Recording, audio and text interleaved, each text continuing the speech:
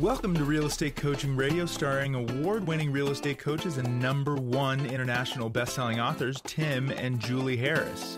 This is the #1 daily radio show for realtors looking for a no BS, authentic, real-time coaching experience. What's really working in today's market, how to generate more leads, make more money, and have more time for what you love in your life. And now your hosts, Tim and Julie Harris. We are back, and Julie Harris, we are continuing on the unofficial theme that we have for this week's podcast, which is about scripts yes. for this real estate market, because the scripting that you need to have, if you've ever had scripting at all in your real estate business, is significantly different than it was just 24 months ago, and frankly, even 12 months ago. This is true. Right. So when we're going through what we're going to be doing is we're going to be going through some actual scripts, but some techniques. In other words, the logic and the thinking behind them. Now, we'll start out by saying this. Everybody uses scripts, whether they're formalized scripts that you've learned over time or whether they're scripts you just sort of made up. So if you're just getting started in real estate, or frankly, if you've only sold real estate in the last 15 years and you're now realizing you need to relearn what you thought you knew to be successful in real estate, here's a little suggestion for all of you. Start with proven scripts. And then what you want to do is memorize the scripts, internalize the scripts, and then you need to personalize the scripts. For those of you who are going right to the personalization of your scripts, picking up a little script here, picking up a little script there, thinking of, basically winging it, this market's not going to suffer that for very long, because you need to be very drilled down, need to be focused, and need to, frankly, not risk losing a deal, because guess what? Deals are becoming harder to come by. 4.1 million home sales are projected for this year, and it hasn't been that few of home sales since 2008. So do not risk losing a transaction over, frankly, not knowing what to say. That's very well put, Tim. And I would say it's not just for the newbies. Some of our grizzled veterans are finding themselves a little bit stymied by changes in the market. What do I say? How do I say it? How do I speak positively when I'm feeling like I'm kind of freaking out myself in some cases?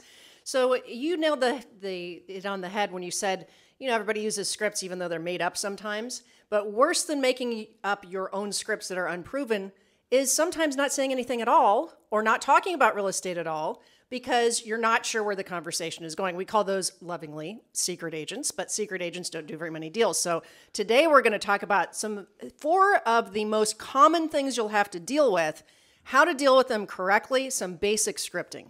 Your elite coaching clients, the yes. people that are qualifying to be in your coaching schedule, because I've listened to some of your calls before, are you surprised? And most of them that are coming to are successful by all measures. They've been successful, some of them for 10 or maybe quite successful, yes. Right, and they've made millions and millions of dollars. But are you surprised how basic a lot of the conversations you're having with these guys is? You know what I mean? I do. A basic in the sense that we're going back to basics in a way, where it's keeping, I would say the overriding theme with our more successful, longevity agents is reminding them that it's okay if a listing takes like 30 days to sell, and don't be suicidal of it, because what it does, I've noticed, is you're having to have more conversations, more complicated conversations, and then it can demotivate them from wanting more. Right, of course. But then also the fact that a lot of them are coming to you having or essentially allowed themselves to feel vulnerable, admitting that they don't know what the market might think that they knew. In other words, they're allowing themselves to be, I said vulnerable, but it's what? Conscious incompetence, really. Conscious incompetence and introspective. Right, and that's really important. And all of us need to be putting ourselves in that position, no matter whether it's, obviously with real estate or just anything else. Always look for opportunities to find your blind spots, because that's where your growth is always going to be. If you're just essentially resolute that you know what you know and what you know is good enough and it's going to get you through whatever market, whatever the market has in store for us, you will most likely experience a lot of headwinds that you otherwise could have avoided if you're willing to be adaptable. And adaptable and versatile, that's really what scripting truly is. So I want you to be really clear in your minds. A script is not just read it this way, do it this way. No. You must do it this way. Don't think that's what a real good script is. What a script is in essence a conversation outline, and it is again in the order of. And this is Julie and I's core belief about scripting. You do have to memorize it first. Memorize it, not in the sense that you can memorize it like you just say it without having it in front of you, but memorize it at least so that if it's in front of you, you have comfort with what's going to happen next in the script. So it's not, you've practiced it, you're familiar with it. The best way to do that, by the way, is using scripts on real clients. Yes. Then after you've memorized it, then you internalize it. And by the way, the memorization and the internalization happen simultaneously, and then personalize it. I said it a second ago, but it's really critical that you get it in your head.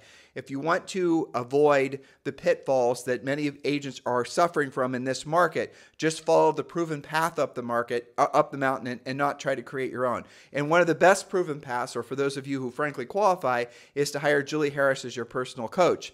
And without going into a lot of detail, if you're interested in having Julie Harris as your personal coach, I'm going to give you a couple little, notices. Number one, she's very selective in who she's going to personally coach. Number two, she's not cheap. And number three, she's frankly going to be very, again, back to point one, selective in who she's going to personally coach. So if you are ready to be personally coached by who many consider the number one real estate coach in the nation, Julie Harris, you can text me directly at 512-758-0206, 512-758-0206. And when you text me, give me a little bit of background information on yourself.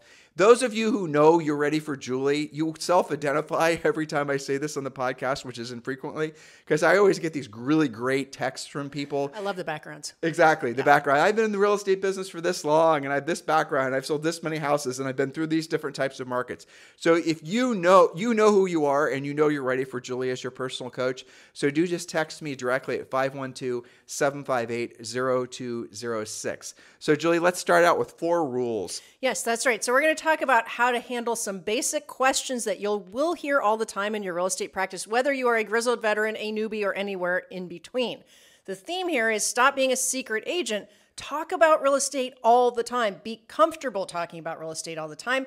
You will then set more appointments and close more deals, which means 100% of you listening need these rules. So 4 rules. Number 1, and again, this is when you're talking about real estate, then we'll get to some scripting. But these are good rules, by the way, for just life in general, right? I agree completely. Number 1, always be positive.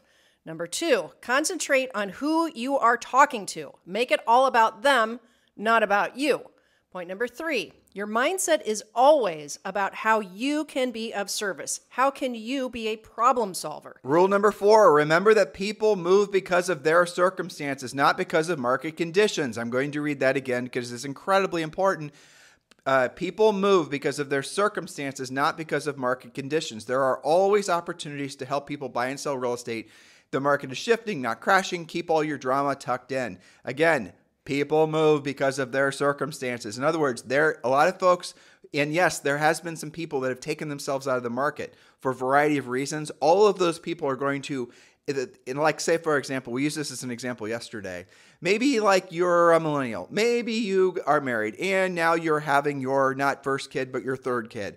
And that little 2-bedroom condo you and your spouse bought when you first got married was you made it work for 1 kid or maybe 2 kids. I mean, there's such things as bunk beds, but I've never seen, what would it be? Tri-beds? Toddler bunk beds. Well, no, I mean, if you have 3 beds on top. No. I've never seen that before. But in any event, so you are now realizing you need a new house. That is not something that your need for more space is not is going to take priority over the interest rate, over politics, over a lot of the other things that you, listener, real estate agents, think are people's priorities. Priority number 1 for most people is comfort and convenience. It's actually not money. So don't get stuck in your way of thinking about real estate. People buy homes to live in primarily. And if it turns out to be a great investment for them, which it almost always does, then go them. Bonus. Exactly. So question number 1. First, we're going to do the questions you'll be dealing with, and we're going to talk about what to say and what not to say. 4 common questions about and how to answer them. So question number 1, how's the market? Here's 3 things not to say. Then we'll talk about what you should say. How's the market? Do not say, well, it's come to a screeching halt lately with all my showings ever since rates changed, and then go into interest rate drama. Tim just showed you a great example of people that don't necessarily care about that. Don't even say that to other agents, because all you're going to do is you're going to find somebody else that's going to, commiserate with you. You're going to be commiserating in such a way that's going to really screw up your mindset, and that bad mindset then it's infectious. It can last not just days, but it can last years. Do not say, my last closing was a real nightmare. You won't believe what happened. And then go into it about inspections, about appraisal, about financing, how you hate the other agent. Nobody cares. Don't talk about it. Do not say, I'm waiting for it to crash like everyone else. I mean, these are all funny things that Julie found on. Yeah, but you hear this. You see this Totally. posted on the social media stuff. Don't believe it, and much less don't say it. Well, it's not happening. On Instagram, and you guys can follow us on Instagram at Tim and Julie Harris. I've had people, when we've done podcasts like this, who will message me, and they're always, I've never had, very respectful, nice people. Yeah. Long-time listeners, most of them. So what the questions they'll ask me is like they're looking for reasons to believe the real estate market's going to crash. And I look for reasons the real estate market's going to crash as well, as does Julie, because we want to prepare you if we do believe that's going to happen. But we're seeing no evidence that that's going to happen. We'd tell you. But what will happen on Instagram or other places people will message is that they are looking for reasons why to believe that the market's going to crash, like things are going to get worse. And when I give them the statistics and I give them the facts and I maybe send them some links to past podcasts where we're stating our case for why there's no reason to believe that's going to happen. And usually that is all it takes. Just they need to, balance out their negativity with some positive and realistic information. And facts. But yes, in facts. But here's the question I ask for all of you. What about you makes it so you're attracted to negative? What is your benefit from being attracted to negative information? No, there's no benefit. Yes, there is, or you wouldn't do it. You're not stupid.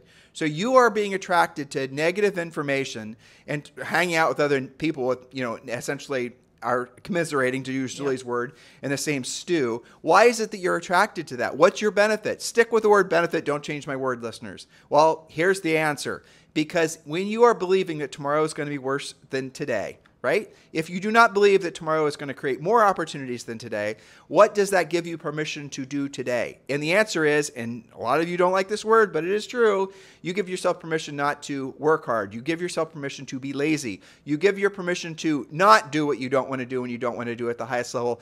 After all, tomorrow is going to be a shit show, so why should I really drill down today? That's how a lot of people, that's the problem with essentially hanging out with negative people, because it manifests and what you're doing is you're actually, it's kind of the law of attraction in reverse. You're actually attracting the negative to you because that's where your dominant thoughts are and where your dominant actions will follow. And hopefully you guys are understanding what I'm saying, because it's really critical. Which brings us back to that first rule, always be positive. Yep. Right? That's why we have the 4 rules. All right, so again, back to the question, how's the market? We talked about what not to say. What should you say? The market is changing, but it's still great. I've been really blessed to help so many people over the past year. I'm glad you asked. I've actually set a goal of helping 3 more families buy or sell real estate this month. Who do you know who could use my help? What are you most curious about? And then be quiet and listen to their answer. So look at how that script goes. I'll do it one more time. First, you're showing a positive outlook. You're showing gratitude. I've been really blessed to help so many people over the last year. I'm glad you asked. In fact, I've set a goal of helping 3 more families. Here's you being of service, right? Remember the second rule. Helping, keyword, helping. Yep, I've set a goal of helping 3 more families buy or sell real estate this month. Whom do you know who could use my help? Then be quiet.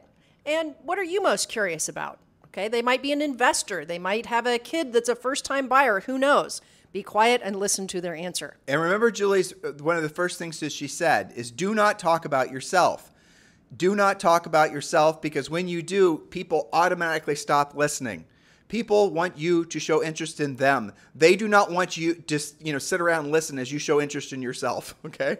Yeah. Show interest in them. Ask questions. Show sincere interest. You're here to help. Helping is the key word. And by the way, just by saying that word, it kind of, you start operating on a different frequency, at least in the mind of who you're talking to, because you're no longer someone who's just in it for themselves. If you don't want to come off as a pushy, arrogant, discompassionate, if that's a word, person, the best way to do it is not talk about yourself and ask questions about the person, show sincere interest in the person you're talking to, and sincerely use words like helping. You do all those things in conjunction, you're going to have that certain je ne sais quoi that people, frankly, many people never accomplish that. Why? Because they keep themselves in an egotistical realm where they're just focusing on themselves. How do I feel? How do I think? What's my opinion? I'm really important. Here's how important I am. Here's all of the stuff I know.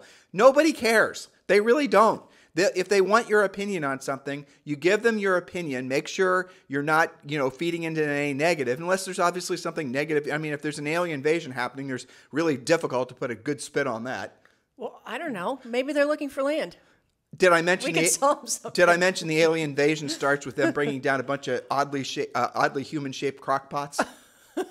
No, exactly. Okay? So they're Like that was in a movie. landing with human crockpots, right? They're Yeah, not well, then you're having a totally different script. Yeah, I haven't got that podcast written yet, but we'll help you if that happens. that's a bad day. Well, you guys get the point, right? All right. Okay, so question number 2. How long have you been in real estate? Now, before we get to what not to say and what to say, note to self. The more professional you are, the less likely you're going to get that question. How long have you been in real estate?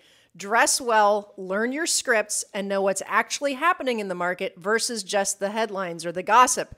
Knowledge equals confidence, ignorance equals fear. So have some talking points. That's one of the reasons you listen to this podcast.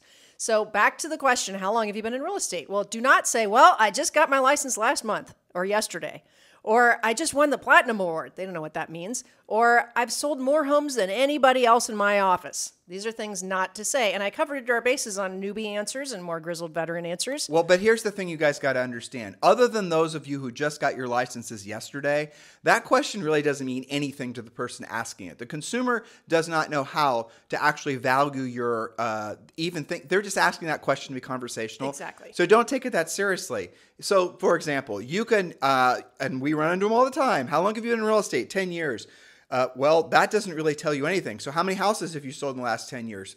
3, right? You guys get it? Yeah. So what you do is you pivot that question and you answer the question in such a way that you are going to, like say, for example, you're with eXp Realty. And let's say in your particular market, eXp Realty sold last month, 1,000 homes in your particular market. You can, if you're a brand new agent, you can use the we opposed to the I.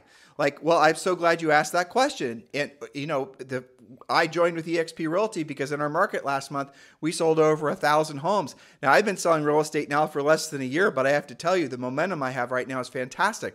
By the way, who do you know who's thinking about buying or selling real estate? So do not lie, but you don't have to necessarily think you have to give them a very analytical answer because they're not writing down and keeping score. It doesn't work like that. And they don't know what's a good answer and what's not a good answer anyway. It's just conversational. And I like how you answered it, but then you turned it around and made it about them again, following one of our rules, right? So let's go on to question 3. How many homes have you sold last year? Now, this is another, again, you might get that question, you might not. That's going to be a question that is, the consumer doesn't know how to value the answer.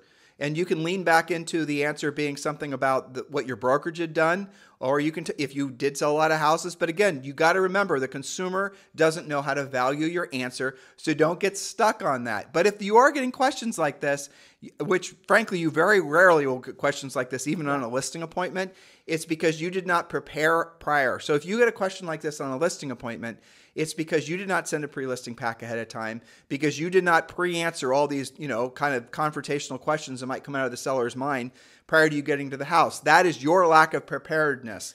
I agree with that. And sometimes the version of this comes up for more experienced agents that are maybe in a higher price range. And maybe somebody says, how many homes in my neighborhood or my price range have you sold? Well, back to preparedness.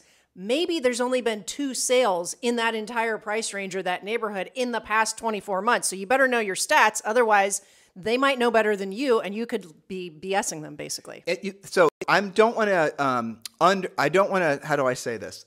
It is important, obviously, those of you who have success, those of you who have experience. But you got to remember what Julie and I's background is. In our first year in real estate, in our early 20s, when we looked like we were about 12, we sold 103 homes. Now, we sold 103 homes competing against very, well-entrenched agents in a very well-established market. And for every year thereafter, we sold between 100 and 200 homes. Now, why am I telling you that? Because by the time Julie and I had been in real estate for 2 or 3 years, we'd sold hundreds of homes. So hell yeah, we bragged about how many houses we sold. And we compared our sales experience to agents that basically had sold, virtually nothing. The average agent in Columbus when we were selling real estate, I think, was selling like 8 houses a year, and we were selling always over 100. So the moral of the story of what I'm trying to share with you is the consumer very rarely would look at the number that Julie and I were telling them and give a damn about the 100 or the 200, whatever it was that we'd sold the previous year. You got to bring it back to how you're going to help them. Exactly. That's what they care about. They don't care about those numbers. Those are real estate agent brag numbers. Because what Julie just said, we would sometimes in our first year, as we were, or really our second or third year, as we started to lean in too much the numbers, as we started believing the numbers in our previous success would win us the listing. I hope you're listening, top producing agents, because this is going to happen to you. we would then start essentially bragging about what our success was. We sold this many houses. We did this, we did this, we did this. Because after all, we worked our asses off to accomplish it. We figured they put value on it. Very, very few, 99% did not give a rat's ass about our previous sales experience. They wanted to feel comfortable with us. They wanted to like us. They wanted to feel they could trust us. And they wanted to know that we were in alignment with what their goals were, which, by the way, was something, is something, all those things. An agent who's never sold a single house can also basically instill in that potential seller or that potential buyer. But it does go back to your, you have to have a pre-listing pack. You have to pre-qualify. You have to take a professional approach. Once people like you, once they feel connected to you, and not even a very meaningful way oftentimes, you're done. You're going to get the listing. You're going to get that client to work with you. And there's a whole bunch of research that's always been done that shows that most consumers will work with the first agent that they meet. I want you to think about that. Meet face to face. Meet voice to voice. Who is a professional? Not meet, I got an email. Not meet, I got a text. Not meet, I got a postcard. Face to face. That's the reason that, frankly, Julie and I, when we were early in our 20s, were able to win at such a high level so quickly because of the fact that we did a ton of face-to-face. We had no centers of influence in past clients. We had no previous sales background. We were in college prior to that. We had no reason, there was no reason to believe, there was no coaching. Oh, I'll tell you this, there was no internet. The MLS wasn't online. Exactly. The MLS. You had to actually, which in what we're talking about, being face-to-face, was a blessing because you pretty much had to be face-to-face. Now, right? we were in real estate, selling real estate, when the consumer internet, like in 96, 97, really started to spin up. And our URL, timandjulieharris.com, if those of you guys are super nerds, you can look it up. It is an ancient URL because we bought it really before agents started buying their own URLs. We understood the power of it. And we did a bunch of internet marketing. Julie and I were some of the first people to advertise on Realtor.com. And those of you who do pay-per-click ads, I want you to think about this. This is how sweet it was back in the olden times. Okay, and I remember this. It was a Christmas. I don't remember what year, but it was Realtor.com started. It basically became was part of the consumer internet. You could go into your property listing descriptions, and you could put hyperlinks from your property descriptions to landing pages, and the number of leads that we were able to generate for free from doing that was extraordinary. So what does that mean? It means that you could basically run ads on Realtor.com for free. It was awesome. It was awesome, right. And you could do that for maybe about a year, and then they stopped allowing you to do that. You couldn't do direct links out of it anymore. Kind of like on Instagram, you can't really do a link out of your description. You have to put it in your bio or whatever. You guys know what I'm talking about? Same thing. But yes, so we did a ton of internet marketing. So we know all the different facets of lead generation. And obviously, we're still doing a lot of all those things now for our coaching and training business. And our agents had to do the same thing, and also our big EXP family as well. All right, so on to question number 4. Anything you don't know about, insert the question here. Again, back to being a secret agent. Some of you don't talk about real estate because you live in fear of somebody asking you some question that you don't have a clue about, and then feeling a panic attack like you've either got to BS them or expose your ignorance. So stop expecting that everybody needs you to know everything all the time. And this could be, I said insert question here. It could be, I've got a commercial property and you've never done commercial before, so that freaks you out. It could be something in a higher price range. It could be anything. It could be a technical legal answer. Okay, so anything you don't know about, that's the question. Here's the answer. That's a great question, Bob. I'm writing this down and I'll have an answer for you by this evening. What's the best number to reach you tonight? Now, what if you don't do it that way? What if your ego is telling you that I don't want to be embarrassed by admitting my ignorance and I'm going to bullshit an answer? Well, here's what happens a lot of times. A lot of times people, they'll ask you questions. They haven't put a lot of thought into the question they're asking, and they're probably not even really listening to whatever you say. It's just conversational styles. A lot of people, it's lazy talking in essence. Filling the silence. Exactly. A lot of consumers do that. You do that. Everybody does that. So here's a thought for you. When they might ask a question that they actually already know the answer to, or most of the answer to the question, and then when you wing it, or in other words, you lie, that is immediately going to disqualify you for taking the listing. I can give you many examples of, and those of you who've been doing any kind of selling for any amount of time, you'll know what I'm talking about.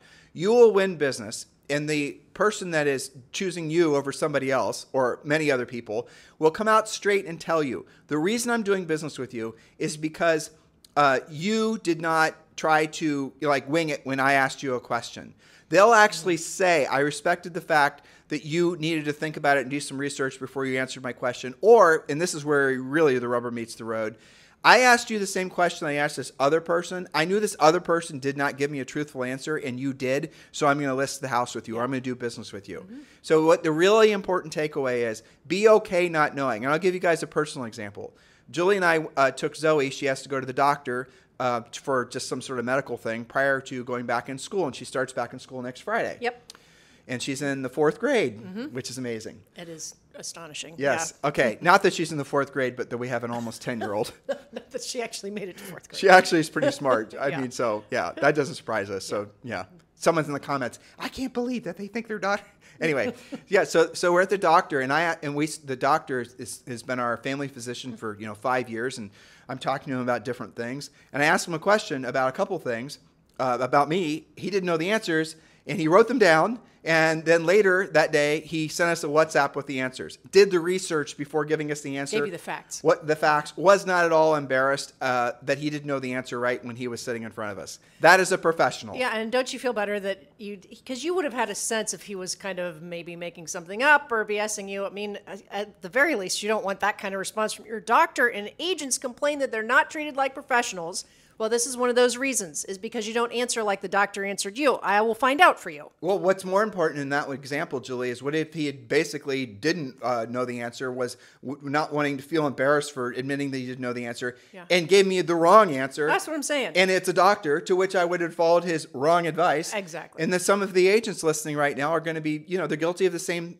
sin. That's right. So guys, listen, these scripts, there's a whole bunch of other scripts. We have dozens and dozens of other scripts. These are just the most common basic ones you'll hear, assuming you're out there, in the real estate wild, actually talking about real estate. I will say this, though, of all the scripts and all the things that they're going to hear, the number one that they need to work around work with is going to be the how's the market question. Agree. Because the how's the market question comes in many different varieties. The only way for you to cut through the bullshit with that question, because everywhere they turn, they're going to be, and this is mostly consumers and obviously agents as well, their heads are full of doom and gloom and negative information.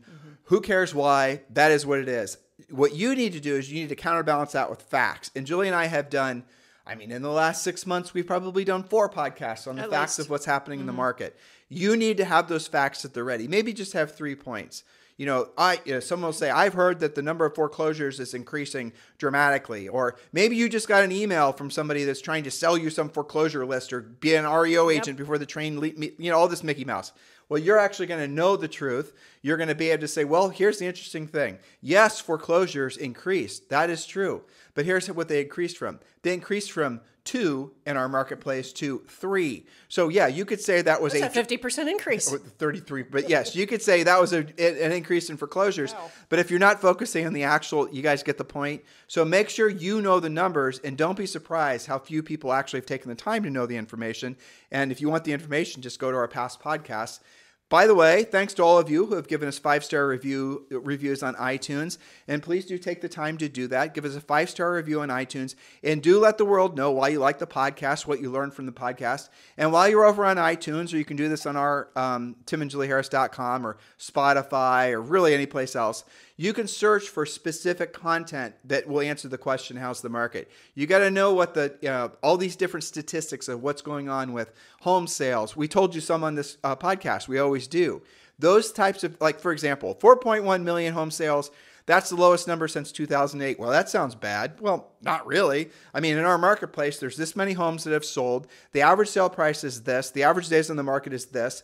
The average, the houses are selling for this much more than they did over last year. Congratulations, you bought your house 3 years ago. You've now got 50% equity in your house. What?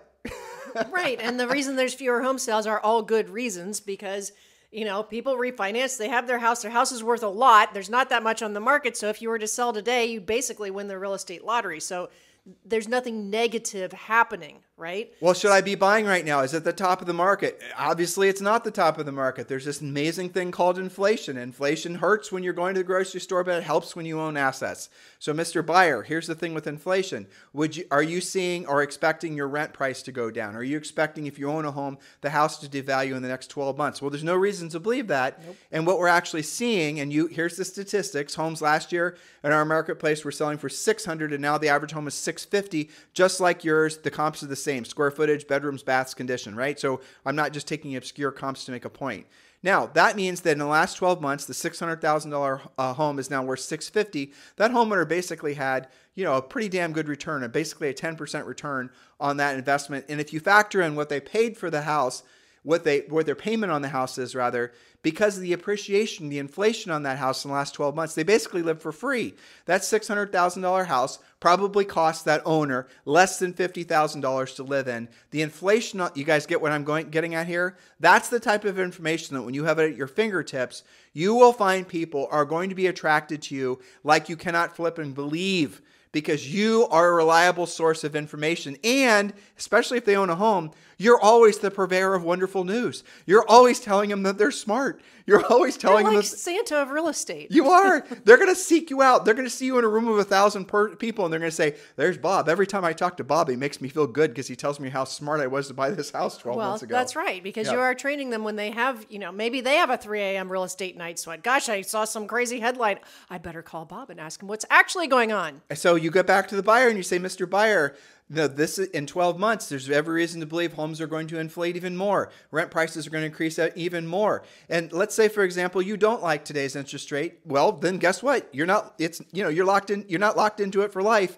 You can refinance if the rates go down. But the main thing here is when you have a property that comes up that meets maybe 75 or, let's be honest, 50% of your needs, you need to jump on that and lock that property in, because it gets you into a position where you're going to start building equity. Well, for free, by the way, because of inflation. Those types of thoughts are the ones that you guys should embrace. And when you awash yourself with all this type of information, how do you feel, listener? You feel what? Educated, motivated. Now you got to go get into action. And that is the power of knowing the facts. That is the power of scripting yourself in such a way that people are going to love hearing what you have to say. So hopefully this podcast benefited you. And again, please do us a favor and leave us a 5-star review over on iTunes with a comment on why you love the podcast. Anything else you'd like to say to these guys? Well, just reminding them that knowledge equals confidence and ignorance equals fear. So hopefully we have sprinkled enough knowledge on you so you can go out and speak confidently when you hear those questions. You guys have a fantastic day. You can listen to us anytime via past podcasts. There's literally over 2,000 shows on iTunes, Spotify, Amazon Prime, Google Music, all the different places, and of course over on YouTube. So go give them a listen. Have a fantastic day. This podcast is a part of the C-Suite Radio Network. For more top business podcasts, visit c-suiteradio.com.